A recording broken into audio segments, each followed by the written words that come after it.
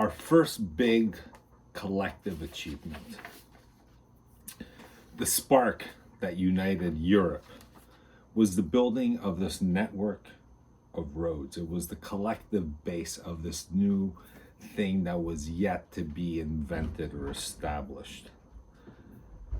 And it was the road, or the roads that lead to Compostela.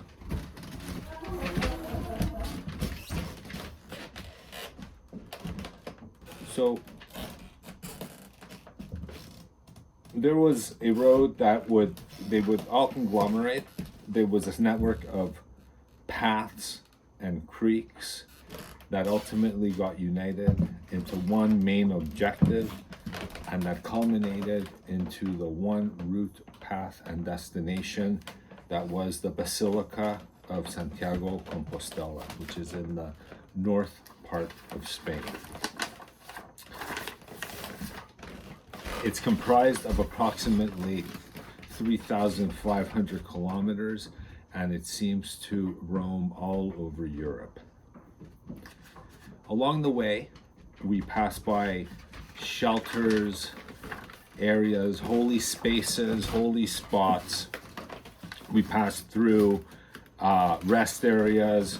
We pass through the Basque Country. We pass through Catalonia, and of course through Galicia.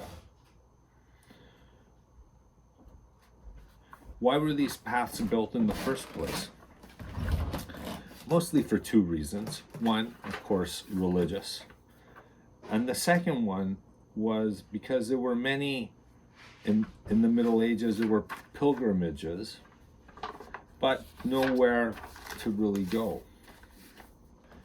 But Santiago Compostela was different for some reason. It seemed to have attracted investment, but from different players.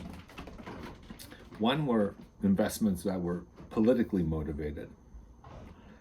In Europe, for example, at the time at the Iberia Peninsula, it was heavily influenced by the Arab presence, the Moors, which they also were very present in the Orient. So Europe at this time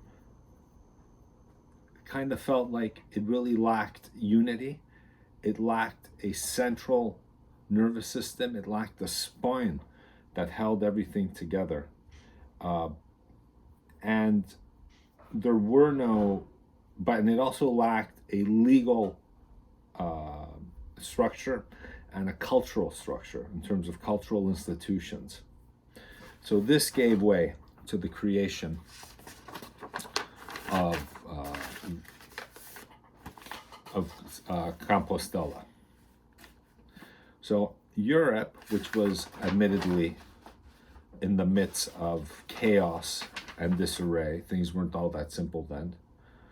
So there were the main challenges that they were trying to achieve or appease or deal with were economic, they were cultural, and religious, of course.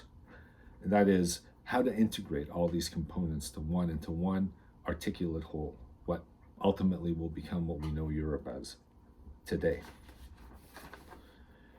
They had to, in essence, invent a common project.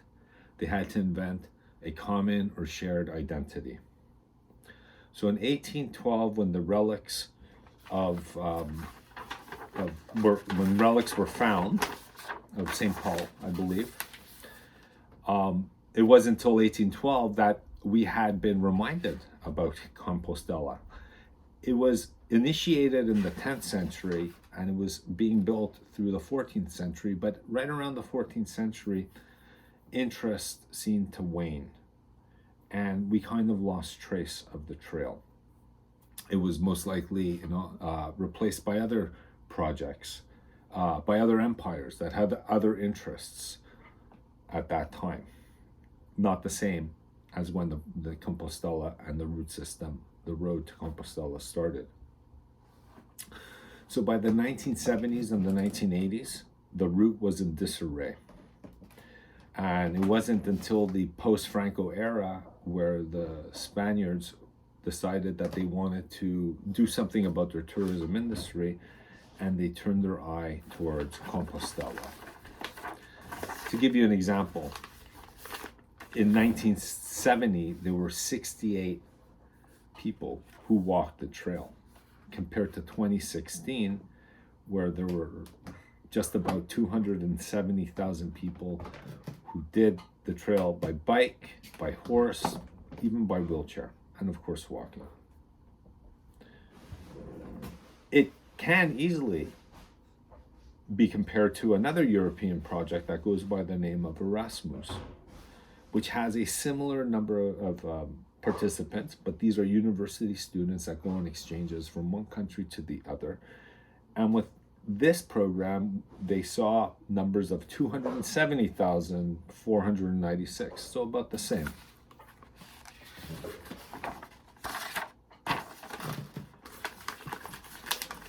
Take Great Britain, for example, which actually comprises quite a few of the people who do the trail yearly. They are a very dominant demographic, but along the Jacobea Trail specifically. Now, having done the trail myself, I could tell you and share with you today that sharing bread, sharing water, and sharing the experience and creating links is irreplaceable. And there are very few public, be it cultural or any other initiative that is made, can actually compete or replace that, because that's what links are all about with friends. Thank you.